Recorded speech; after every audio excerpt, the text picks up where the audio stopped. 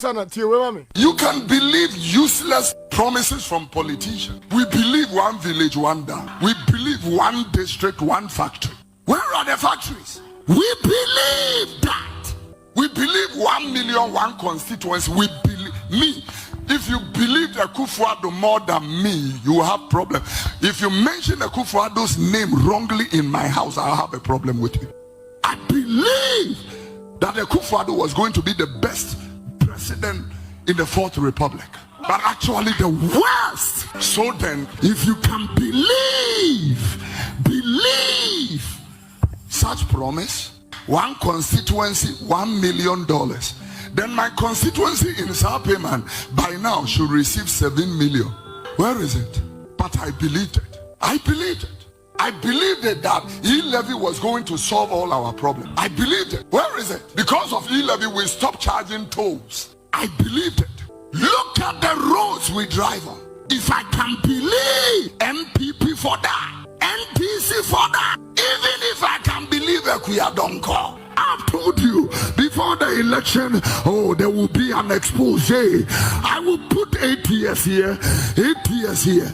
You go vote, go to a phone and come back here asking for prayer. Then you will come and meet us here. FM 92.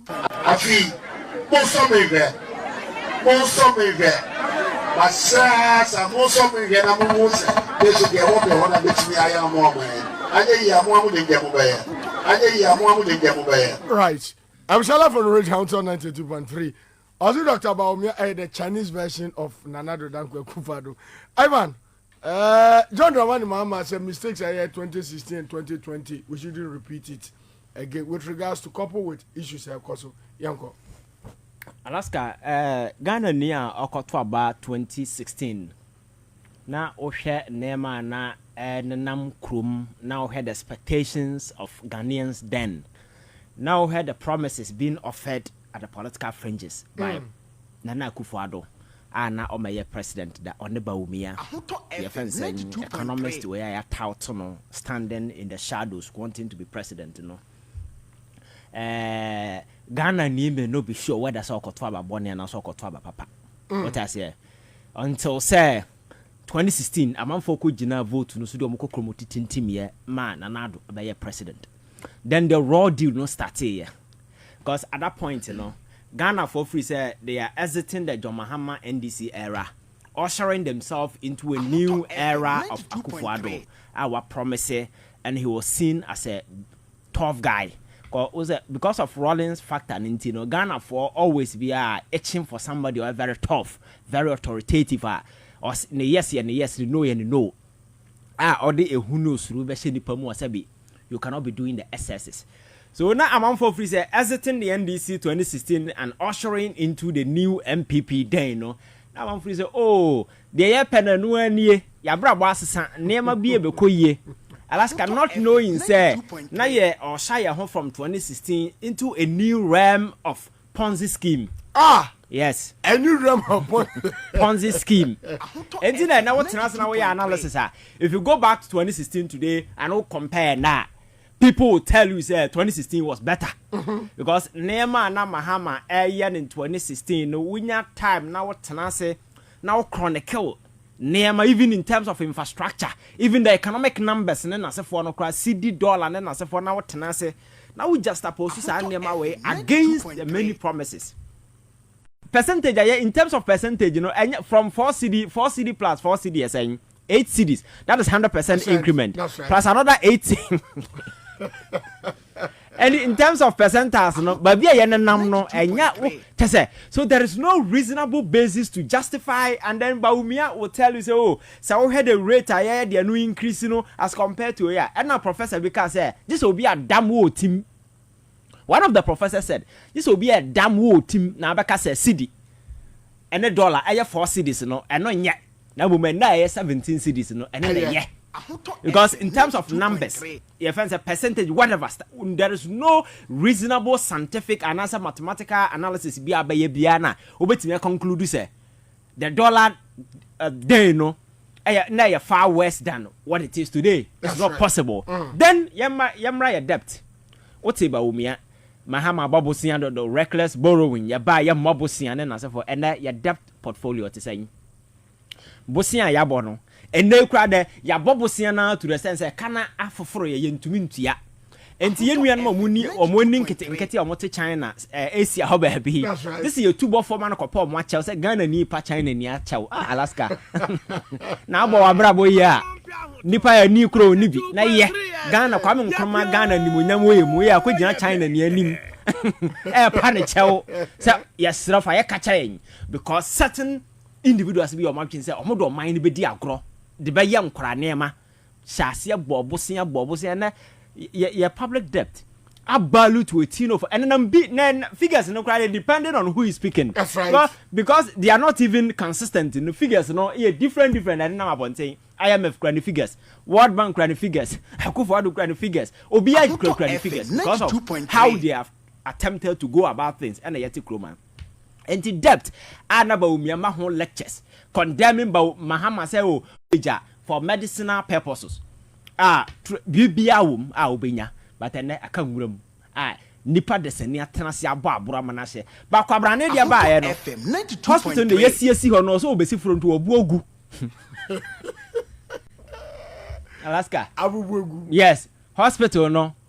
Me ya nkras ye besi school dan mo na ma wa. Ye mebu dan ni ntugu dan nkra ntina fie na. Ye fa say yesi wi ama ba na da wagimi. Ye minimally say yesi new wine si ho. That's right. Now ye wi nkra na move from the old to the new. That is the normal practice that is done everywhere. But we there, you see, your bu hospital no go ebesi foforo. Say or na hospital no bow say ba de chi omi ameti minim. So these are the factors I can say. Then Alaska. Public confidence in institutions gone through in this country. Anas aremia anas and as a forum. John Mahama pension is Akuffo no motiasio. But yanko obi sekan. But yenim journalist they had to run away from this country and bring to Abontin or more yet or more adjuma through social media bagana. That's right. Oh, they can't even come here. 92.3. Oba, there'll be a target on you. Environment, that is saying, how well do you trust even democratic state institutions? And then look at the court. Abaye an item of public ridicule on daily basis. And then I know to say, I see a question more. I say they are a school for. That's right. In that time, FDA, they are wanting to defend it. This is a state institution that is supposed to take side of the people. FM 92.3. FDA, so how well do you trust state institutions? Exactly. These are institutions that are not supposed to work for politicians. That is not supposed to work for OB interest. They are there, as your friend is saying, gatekeepers. More boy protecting the interest of the Ghanaian, but in Alaska.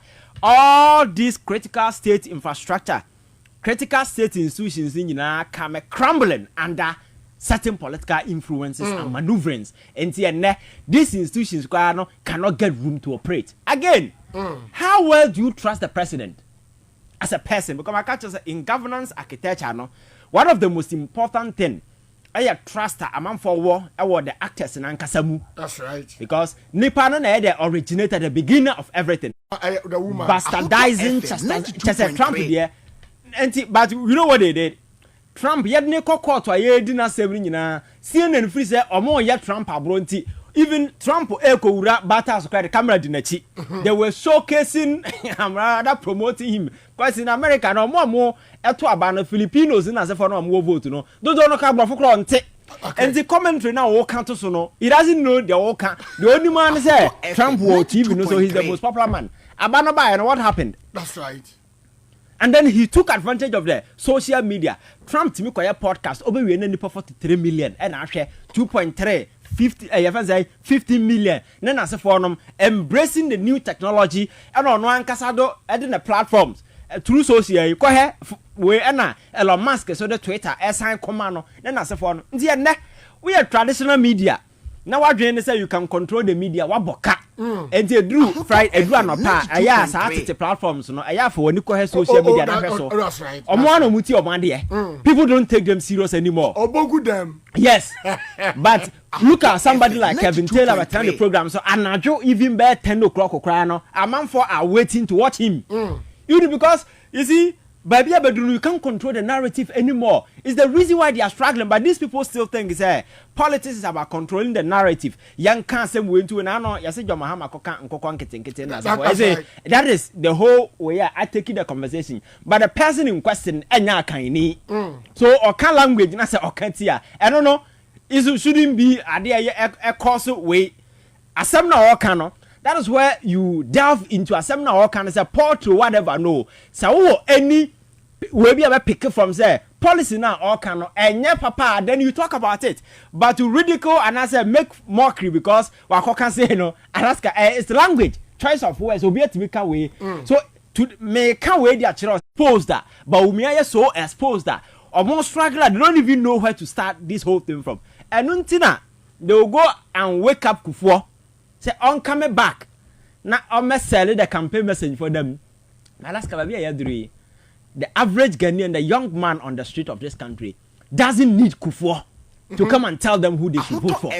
Because the influence over this political horizon is dead. You don't have that influence no more. Because that time, Ghanaians were gullible. Ghanaians were looking at personalities. Ghanaians were looking at fraternal relationship, not that kind of party alliances. Oh, Madame Fundia, me ya sorry ninie, ya de hani yetu akubako. But today, in as much as I admit to say, such things still exist within some communities, largely, people are breaking away from that tradition. So if we are Kuffour now catch them, Bawumia, you need to give me reasons. The reason is economy in that form. Dollar no nye sidi ni abraba papa be no wabo nti minjina so nto abama wa kire wadwen but I can't take you serious because aya wo yafunu na wodi akire nti na wo de ka sa ase aya wodi ai wo yafunu Alaska because President Kuffour classmate ena na no mko gina finance ministry. That's right. Ebinum ewo dialysis so ebinum ewo kidney problems ebinum ehia diabetes nuro omo musika bo mo brawo but aban se magi musika no because of that restructuring. And a time I'm a pen, I'm a these old people, including the former Chief Justice, were picketing each other. They were demonstrating against certain decision by government. President Kuffour enko jina Hong Kong demonstrate because no dey so sika no go bag him na command wo fie because a former president. Oh, did he free? Onya bibia free but anyo bia na nya saade no free. Enti wo na wo ho towa. Papa, tinana wo ho to, ba wo nua no o maka no o ho to mo. And so you cannot come and tell them, say, when this whole thing on them was brought on them by the same people. Right. So I think politics now in Alaska, we need to do it is no longer, and it's not about us. It is about the larger society out there. How much more obi when you do say you don't prioritize your personal interest. I am not expecting President Kuffour say we catch Ghana for some John Mahama cheddar and I say we no. But you see, said the Rawlings is here, no party no but I don't know Kobonea make sure say Obeka because enka ebia President Kuffour na not home abra na kenofurata no bon kwase abosia okrom ha ye kanya nzama montie abra otam yesika so de kosi cathedral abra ye bu hospital na to agu no abra ye two judges abra ye tons ase abra ye two galamsey air poison suo ni na se for no ebia President Kuffour na not home a ebia nka Ghana meduru ha na wo ka wa no paado na what tenasia na niema na say wie na agigu wie na Ghana for ene they don't even know their fate na obegina waka say omonto abama because winim no na brantie we dey no hodwo pa yakọ UK oje paper say no say kan na paper ya kan na ya didi president ni ana meka say to da enyinu nti no oblemu na enyeye but I say I was Ivan Chino so this takes us to 28 minutes into 4 p.m. Bombarding several messages in the paper. Doctor 3 days sir 3 days per yare na ye kwanko na ajua nipadua boso na jiwa sebemu enei bra na yentinete emfa maun say ye compo say ye niwa how say ye esichire yare say ye seven play the nuni up to date estate and construction asase ehun ni masotwe na ehun ya moto eno ni up to date estate and construction ewie bomaden say wuni embeto kese ya tete su say who promotion cause Chopoli yaba new international airport city no Ompaway na Opeden. Frame 0531 228 238 0531 228 238 and 0500 454 989. Ni up to date estate and construction penifo and kasa. Professor Ali Dusabo say we young country of Sakuala soup no abedja. If you be a wobiano modern sounds ebe can na Kuala soup no siesi abusia Emma Bushian so etibidi. Wawari sem nem koye duma sam nkoye.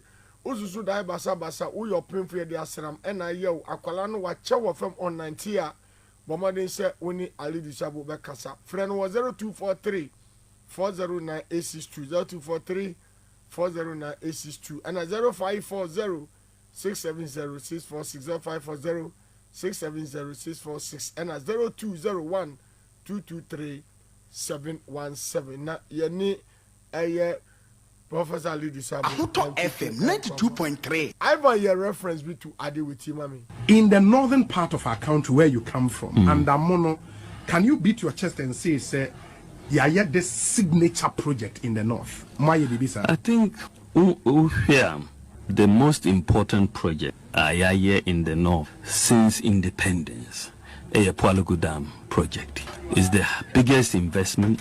Say we're drawing books no since independence. Government say Pualugu Dam. But we're here as a signature project and in Ebeda number 1. So there's no doubt about that. Akuffo Addo 92.3. Enti na Ivan Khan all agenda setters. Also enti when you can 2020 okay. In 2024, when President Kuffour Bacho Tiemami, in 2024, Yasen Bisano on the same Palugu Dam. I was championing the Palugu Dam. We have not yet been able to do it, but by the grace of God, I believe we are going to do the Palugu Dam. It has to be done. It's a major priority because that can bring 28,000 hectares into cultivation. FM 92.3. Adia 2020, Okache Obi of Asempa, one of the signature projects on my year, on my year. In 2024, fast check, Yebisawa, Osi, Afei, and Ayabeye. Chama Bendo, Mami Fatiwe. Okay. Et to me, me who say, school feeding program no I koso our public schools ni na so I say or the apps biaba o medwane di every day you be hu adwane o mudi school feeding no all public schools o to me but one school o to me but one school apps no our app now the aba no it to me identify one school alone. Alaska minim aseda me de be man. Minim me say to me but one school and app now. Just say school feeding or say school feeding. Every day. Ye be hu adwane omudi. Say ye bean so, say ye mu, say ye be hu. Okay, to your mommy. Next month, ladies and gentlemen, we are digitizing the school feeding program. And next month, I will launch we looked at it last week. It's all set. Next month we will launch a digitized school feeding program. We will know every school in the country every day. If you feed them rice and beans, we will know how many students you have fed. We will know. No, I'm also there. Who's some cranu di beans na anything? No. What kind of nonsense is this? I'll monitor. Well, it is well. Oka Palugu no. And I'm the way be mo. Ono kwadu baby kwa no cross re. Ade we na obey last week. So je ni bisa no ko duty. Who ya ma the need to wo. Na ni ba no so na waja. Wow, it is yeah. Well, Ghana, we need to be serious. Opio to me quite entertaining in software. Advice 92.3. So I'm sharing it. Or done it here. Majority and minority. Almost do 20 po. Now minority no more than 110. And per the information that we have also picked, Ashanti region MPs they are not coming home. Because Obia Yeshi. I want the constituent. And for your information, Kwachiaka. Oh, why, we're furious. We see from say, or the new number. Say, I don't know. Uba apply common sense. So you who strategy now person born. Yes. Waka. Well, it is anka. Omo yusu court ni di Joanna if you are. NDC yabaka kota kwa chechi. One game plan no. Okay. One game plan. But from the one omo file inside there no. Na say strategic. And yanka ha. But at the end of the day no, also on contest be me boa. Nti you be head the besi. But you see Alaska you be bian ya ka. Chama bendo. You be bian ya ka. But you see 2.3. Na nua no bi ko fa asembae. Na asem na ko fa bae. Alaska Parliament yesem no enye na standing order bibi 10 trigger. Right, but I'll say, Chama Bendo and what's in Calabria Radio 92.3. Ivan, they need your Kakraba count, Nafe, maybe a man at Madame, although I know you're visiting a panelist. First, they call limitation country, say, Brunia Bassisa would dino, Nasisa, said at the first looking at Afa, not maybe as soon as come up and farm out. And the Asia Gadra says, POP seal installation, plasterboard installation, painting, graffiato. After so we are sorry renovation of office estate in presidential area a younger area Mamadi so be fraying I was 0554 3155556 0554 3155556 there was spin test Ivan says you know afenyo markets asha say pacho the national chairman of the NDC said there is nothing emergency our parliament woman konom ko ye atuku bansu dress penny aye speaker and to me and your way Anna aya Sam George nso say I want my ruling area utumbeji speaker ko no afre I think that sir NDC MPs soroko tena parliament mro ya kema I'm not sure say anybody will take them serious. Really? Oh yes. Nobody will take them serious because Alaska so we have nema a transpire e wo krum ha na even the language kwanya Abranti we are so are conducting home and some of the utterances are the must speaker across sometimes what's in China we say but it's the same speaker who has been aiding and abetting these people to get to where they are today. That's right. Or this minority no purely based on discretion. I mean the parliament and Kaben to Kwanko be and Kamisim. Oh, never be Alaska. If it must be done, it must be done right. That's right. Because these are people one in a yard there now melo human and I've say Jimmy na Jimmy. And I think said that is what has transpired. It's good said ne omu because omu hu sa niema we ntama ebianka sa approval no mo ye ministers in the government nya the way ye nsem hunu no ebianka enduru ho but sa woko me say woko ton opanyini de kwaje nama. That is the way they treat you. Oh yes. Odo opanyini kwaje nama. Yes, odo opanyini kwaje nama. This is the way they treat you, and I think say omwan kasa suanya nsa free. But I think say they no crese. Say speaker, every convene parliament na Alaska. Okasa omomra. Look at the number of days aka. That's right. How many days na MP exempting na ho without permission yetimi yinadi? Continuously for 21 days. Good. Nti aka how many days na yeto aba? So, Marano ya that will be able to what can be a but this is the point the real actors and I see a sub or would on the parliament. Now can what now go with your question and on the catcher IGP and MPs in our parliament. I serious. What I say that is why it's good say at that level no you say diplomacy decorum anyway any other politics and intina ade we shall see no now some courtesies preachers no in some way enya court was we chief justice krana say we to no bu oni guso na ka che omusuma say we mpanimfo ma beta man kan kire wo that's right wonya nkura find a way to trust this thing solve it out among yourselves so that there will be harmony na kwa na me court patapa court no patapa na the answer number akase yam kokko ye de patapa kokko for one maka no say aba ko parliament no wo ho akwanya to exempt yourself until 21 days and no say no dey na ade be yo what I say days na ka de to elections no kan time nyam so and so the 21 days sitting no Saturday and Sunday and a parliament so no for now sitting be any ho on Tuesday the fourth sin of Akuffo Addo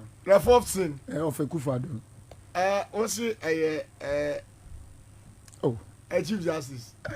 Court. 1. Ivan, yes, be travel me. Oh, there you 1. Bawumia.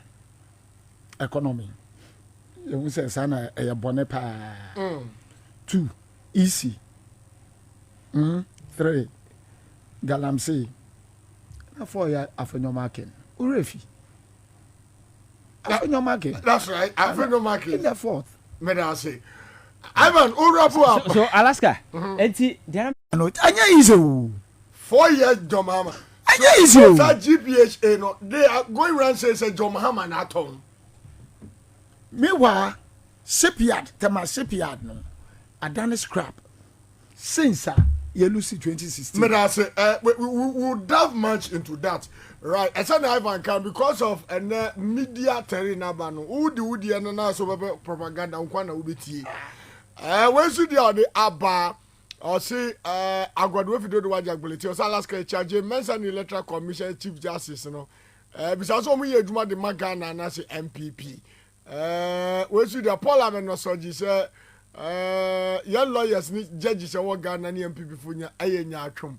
When you say Prof the Wifitema or see Kuffour and to me uncancer aban when da in 8 years we say we say phone mu di nya Kuffour ye din